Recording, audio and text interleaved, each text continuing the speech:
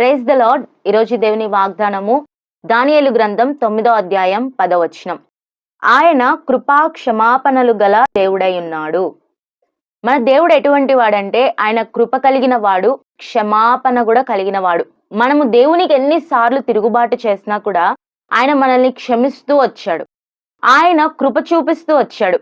కృపా కనికరములు ప్రతి మనిషిని జీవితంలో చాలా ఇంపార్టెంట్ రోల్ని ప్లే చేస్తాయి.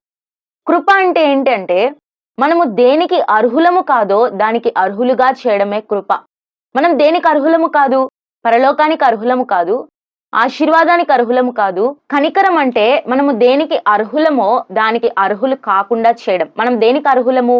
మన పాపాన్ని బట్టి, మనం చేసిన అతిక్రమ కార్యాలను బట్టి మనము నరకానికి పాత్రులము. మనల్ని దానికి పాత్రులు కాకుండా చేయడమే కనికరం గురించి మాట్లాడుతా ఉంది.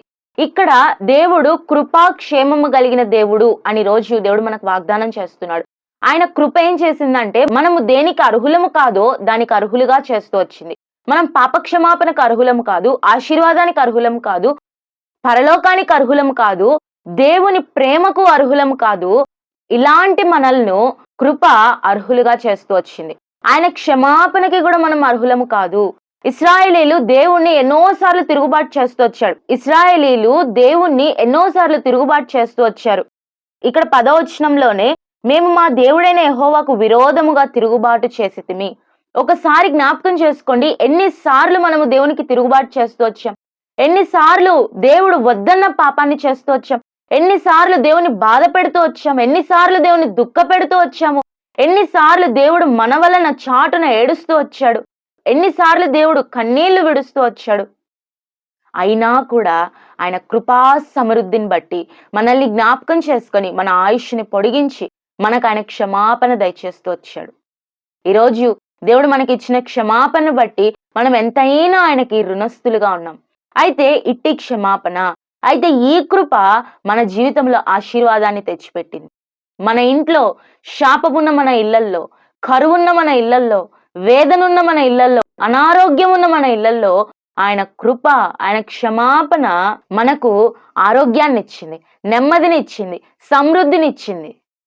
ఒకవేళ ఇంకా మీ ఇంట్లో నెమ్మది లేకపోతే, ఇంకా మీ గృహాల్లో నెమ్మది లేకపోతే, మీ జీవితాల్లో నెమ్మది లేకపోతే, ఒకవేళ దానికి కారణం పాపమేమో చూసుకోండి.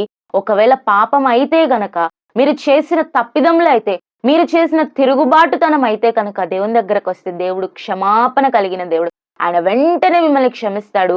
క్షమించి ఆయన మీ పాపములను మర్చిపోతాడు. He will forgive and forget. ఆయన క్షమించి మర్చిపోయే దేవుడు.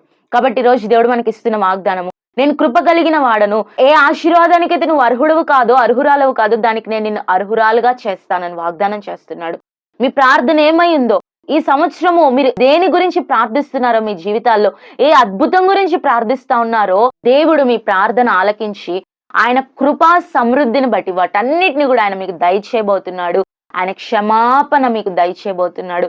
కాబట్టి ఈ వాగ్దానాన్ని ఈరోజు క్లెయిమ్ చేసుకొని, దేవుడు ఇచ్చిన ఈ వాగ్దానాన్ని నెమరు వేసుకుంటూ ధైర్యం తెచ్చుకొని ఈ దినమంతా కూడా ఆయన కొరకు మనం జీవిద్దాం. Praise the lord.